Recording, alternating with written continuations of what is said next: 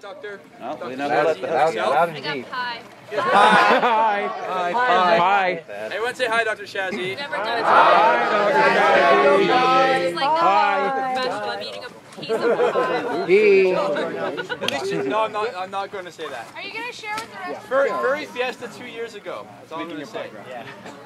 Aww. I wouldn't share my pie. Okay. So, you're now a furry. This is everything you've ever wanted to know about furries, but we're too afraid to ask. We're going to start off with Dr. Shazzy. I'm so sorry, by the way. It gets worse.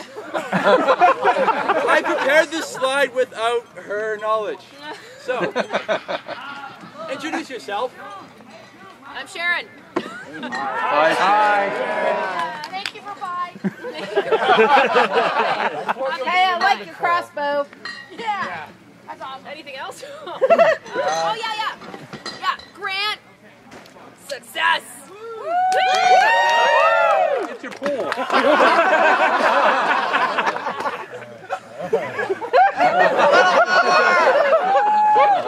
This is where I think out my stuff to study, by the way. You think she's kidding? Research is done. It is. They think you're kidding. No. I was staring at the sky, looking at the clouds, thinking about furries, and yeah, I got this idea of like, you know, they got such a great community. I bet you they've got more social identity resolution than people who don't have that at all, because people struggle with this. That's what I think about in my pool. Yeah, so I horrify people. I take all my equipment into the pool with me. All her electronic equipment. All the electronic stuff goes into the pool with me. I killed one piece, but most of it's been okay. Anyway, so yeah, we had a success this year. We got a grant. We were ranked #1 in Canada. Yay! Go Canada! Go Canada! Yeah. And then blame it. Yeah. So our grant was from Furries to Sport fans, examining the functionality of fantasy for identity resolution. And so we're doing a comparison between the groups, and Some fool gave us $75,000. Yeah. Did you have a very long complicated name? Yes. Yeah. We gave it all kinds of sciencey stuff. So. All right. Me, I'm Nuka. I don't go by Courtney because that's a girl's name. Mewtwo! This is why. Thank you. This is why I got into furry, because I was a fan of Pokemon. Yay! Yeah. Heck yeah, Pokemon! Mewtwo specifically. I was a confused Catholic boy, and Mewtwo made sense. Mewtwo's so sexy.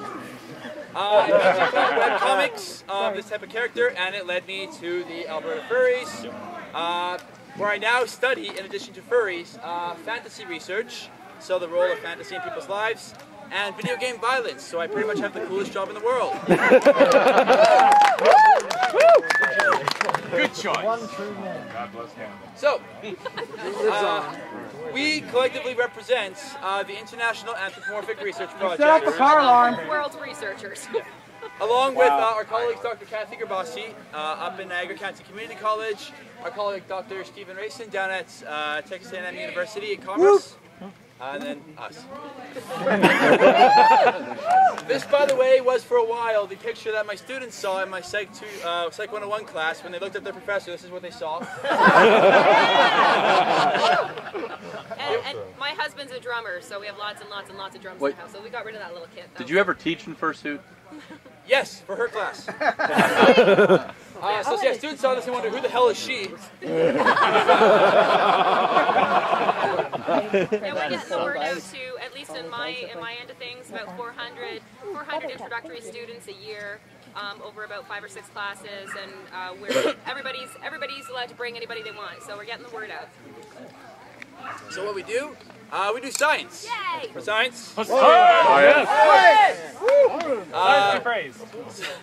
So specifically, we do psychology. So I am a psychologist. Sharon is a sociologist. Dirty people. I wouldn't let my daughter marry one. Neither would I. So we do science.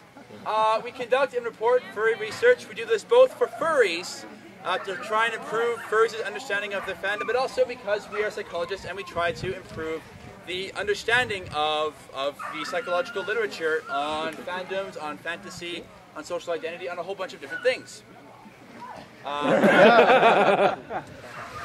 I find if I just put memes, people laugh and think my talk was great, even when it has no substance to it. So the studies that I'll be talking about today are numerous. It's based on a compilation of all this data from everywhere from Furry Fiesta, Anthropomorphic, Furry Fiesta, Anthropomorphic, online, Oklacon, Anthropomorphic again, more online. It's a mess of data. The short version of it is that we've got about 10,000 participants from about 10 different studies in more than 70 countries worldwide. The really abridged version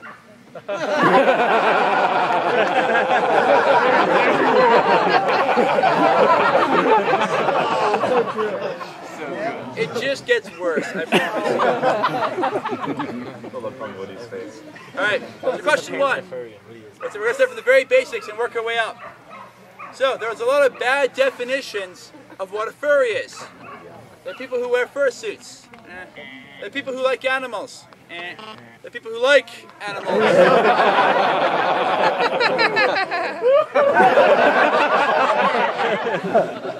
People with some kind of weird, freaky fur plushie fetish. These are all bad definitions.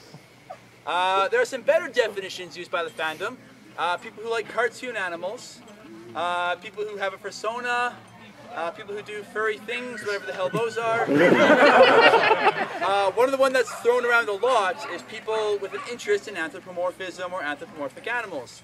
That last one's pretty good, and that's sort of the one that most of the fandom sort of accepts. Of course, for psychologists, we like things difficult, so we're not using that one. For our research, we're very simple. A furry is a person who calls himself a furry. Yeah. We got a grant for this. Yes, we did. So hopefully you're following me so far. Furries are people who call themselves furries. Yeah. So, we use this definition because there's no one behavior that's definitively furry. You can't point to any one behavior in the fandom and say, every furry does this, but people who are not furries don't do this. Furries aren't just an interest or a hobby because there's plenty of examples of people who enjoy furry things but would not call themselves furries. So like a definition of a Republican or a Democrat, a conservative, a liberal, we just say, if it means enough to you that you're going to call yourself one, sure.